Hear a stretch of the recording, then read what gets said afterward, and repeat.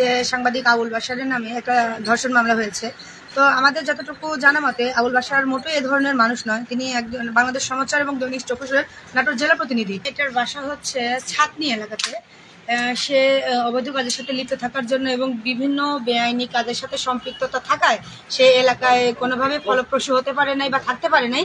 ওর জন্য সে নাটোর শহরে বাসা ভাড়া নিয়ে এই কাজকর্মগুলো চালাচ্ছিল এবং এই স্বামীটা তার ৪র্থ নম্বর স্বামী এবং এই যে হাজব্যান্ডের সঙ্গে তিনি ছিলেন সেটা পরকীয়ার মাধ্যমে নাকি এলাকাবাসী হাতে হাতে ধরার পরে তার বিয়েটা হয়।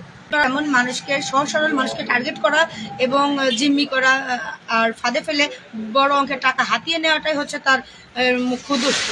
আমি এই আশা মেয়েটার যে বিষয়টা সে বলারই পাড়াতে মূলত বাসা ভাড়া থাকতো। তো আমাদের এক সহকর্মীর হয়তো ভিজিটিং কার্ড ছিল তার কাছে, সে ফোন করে জানায় যে সে একটা বিপদে পড়েছে এবং সাংবাদিকদের শরণাপন্ন হয়েছে। তো আমরা ৩-৪ জন সহকর্মী সেখানে উপস্থিত হই এবং আমরা জানার চেষ্টা করি যে সে কী ধরনের সমস্যার সম্মুখীন হচ্ছে। তো আমরা জানলাম সে যে বাসায় ভাড়া ছিল সে বাসার বাড়িওয়ালা তার দিকে কুদৃষ্টি দেয় এবং তাকে বিভিন্ন ধরনের অত্যাচার করে বা তার কথা না শোনার জন্য। তো আমরা বাদী বিবাদী দুজনের কথাই শুনলাম এবং বাহিরে এসে আমরা জানার চেষ্টা করলাম স্থানীয় জনগণের কাছ থেকে যে আসলে তার বিরুদ্ধে আনিত অভিযোগটা সত্য কিনা। তো আমরা জানলাম যে মেয়েটারই সমস্যা, সে মেয়েটা বিভিন্ন নাটোর শহরে বাসা ভাড়া নিয়ে অনৈতিক কাজে যুক্ত থাকার জন্য প্রতিটা বাসায় তার একই অবস্থা।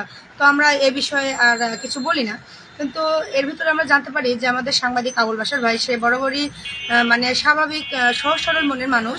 তো তার সঙ্গে নাকি তার একটা ভাই বোনের সখ্যতা তৈরি হয়, তাকে বিপদ থেকে রেস্কিউ করার জন্য ভাই বোনের সখ্যতা তৈরি হয় এবং এই সখ্যতার থেকেই তার ফ্যামিলি পর্যন্ত কথাবার্তা হতো, মানে তাকে বড় ভাই সম্বোধন করতো এই কারণে আর কি।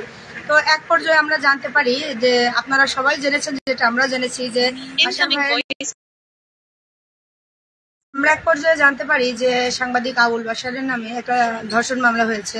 তো আমাদের যতটুকু জানা মতে আবুল বাশার মোটেই এ ধরনের মানুষ নয়। তিনি একজন বাংলাদেশ সমাচার এবং দৈনিক চৌকসের নাটোর জেলা প্রতিনিধি এবং আমরা প্রায় দীর্ঘ ৪-৫ বছর হলে বস্তুনিষ্ঠ সংবাদ প্রকাশের জন্য মাঠে ময়দানে একই সঙ্গে কাজ করতেছি। তো আমাদের কখনো এরকম মনে হয়নি যে বাশার ভাই চারিত্রিকগতভাবে কোনো সমস্যা বা উনি এই টাইপের মানুষ। এবং যেহেতু মেয়েটা মাঝে মধ্যে আমাদের প্রেস ক্লাবে আসা বা বিভিন্ন অনুষ্ঠানে অ্যাটেন্ড করতো বা দেখতে আসতো, আমি খেয়াল করতাম যে সে বাসার সাথে কথা বলার চেষ্টা করা বা তার কাছে ভিড়ার একটা চেষ্টা করতো, সেখান থেকে আমি তাকে আটকেছি। এই কারণে সে মহিলাটা আমার নামেও বাজে কথা বলতেও পিছপা করেনি। তো আমি আপনাদের মাধ্যম দিয়ে মিডিয়ার মাধ্যম দিয়ে প্রশাসনের দৃষ্টি আকর্ষণ করতেছি যে আমরা বা আমাদের নামে যে মিথ্যা অভিযোগ এনেছে, আমরা প্রশাসনের দৃষ্টিকোণ থেকে বলতে চাই যে তার যেন একটা সঠিক সুরাহ হয় এবং অবশ্যই বাশার ভাই নির্দোষ মানুষ। আমরা আইনি ব্যবস্থার মাধ্যমে এটার একটা ব্যবস্থা হবে বলে আশাবাদী। এই মেয়েটার বাসা হচ্ছে ছাতনি এলাকাতে। সে অবৈধ কাজের সাথে লিপ্ত থাকার জন্য এবং বিভিন্ন বেআইনি কাজের সাথে সম্পৃক্ততা থাকায় সে এলাকায় কোনোভাবে ফলপ্রসূ হতে পারে নাই বা থাকতে পারে নাই। ওর জন্য সে নাটোর শহরে বাসা ভাড়া নিয়ে এই কাজকর্মগুলো চালাচ্ছিল এবং এই স্বামীটা তার ৪র্থ নম্বর স্বামী এবং এই যে হাজব্যান্ডের সঙ্গে তিনি ছিলেন সেটা পরকীয়ার মাধ্যমে নাকি এলাকাবাসী হাতে হাতে ধরার পরে তার বিয়েটা হয়। আপনারা যতটুকু জেনেছেন আমরাও তা জেনেছি যে ওই মেয়েটার কাজটা হচ্ছে এমন মানুষকে সহজ সরল মানুষকে টার্গেট করা এবং জিম্মি করা আর ফাঁদে ফেলে বড় অঙ্কের টাকা হাতিয়ে নেওয়াটাই হচ্ছে তার মুখ্য উদ্দেশ্য। আমি যতটুকু জানি ততটুকু হচ্ছে প্রায় উনি ২-৪-৫ বছর এই নাটোর জেলাতে এক স্থান থেকে অন্য স্থান, অন্য স্থান থেকে অন্য স্থান বিভিন্ন বাসা ভাড়া নিয়ে তিনি অনৈতিক কার্যকলাপ করতো। কিন্তু আসলে সাংবাদিকতার পথে কিভাবে এলেন আমার এ বিষয়ে খুব একটা জানা নেই, তবে কারো না কারো মাধ্যম দিয়ে এসেছি।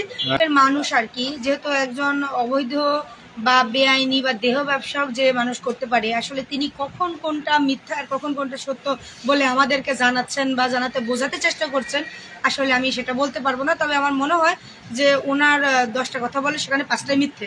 দর্শক